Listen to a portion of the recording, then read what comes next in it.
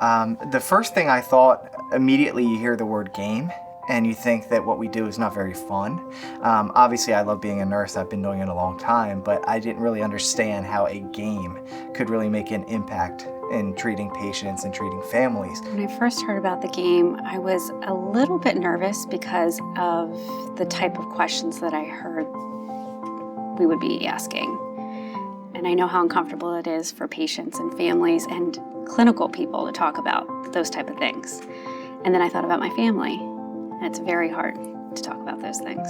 We all got to know each other a lot better, really quick. Just doing a couple questions the first time we played it. It was very comfortable.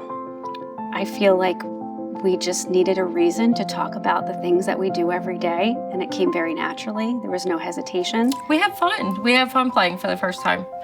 We all did it together, and I think we were all nervous at first. My mom passed away last year, and I found out that she had never talked about end-of-life scenarios with my dad. She was a full code until the day before she died. We didn't know what she wanted as far as funeral arrangements. We knew she wanted to be cremated, but that literally was it.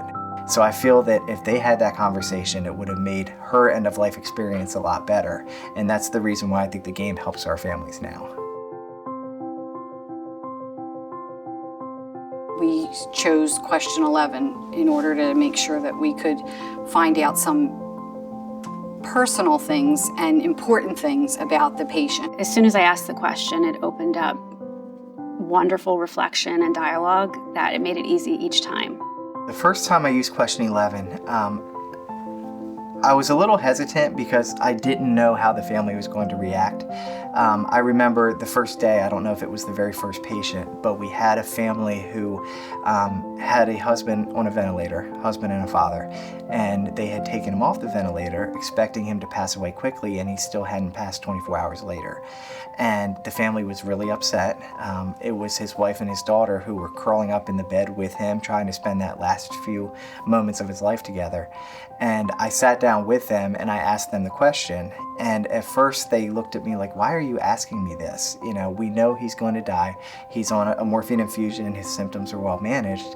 But I said, I really want to get to know him. And I want you all to tell me what he liked and some things that would have made him happy. And they talked about how he rebuilt classic cars.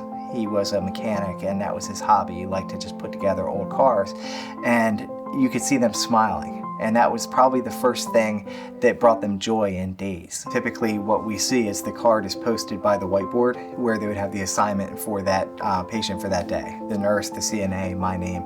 And it's nice because right there you have the 3 different things that they would want us to know as their healthcare provider.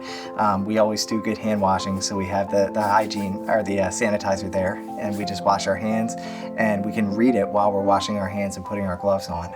And it really gives us an in when we go to talk to the patient. We know a little bit about them.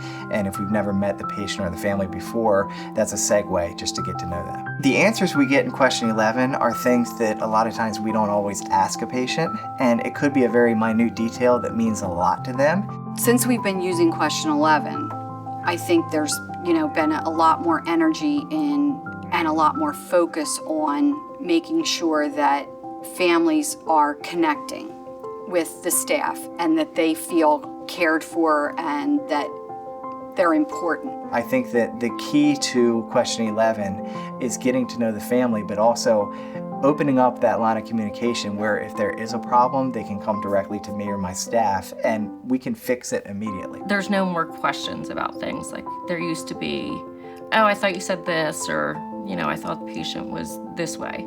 Now, we're just understanding each other better and nobody's pointing the finger at anybody anymore. We are identifying things so quickly and we're able to talk to people about the things that have been emotionally charged before and, talk it through. I think that the staff's able to hear the positive reinforcement in real time, not after the fact. Not hearsay, it's actual in real time. They can actually pull the binder where we keep the information and take a look at the positive comments that the families have made. But they mostly hear it from us as soon as we come out of the room. And I think that just allows for a positive environment and better quality outcomes.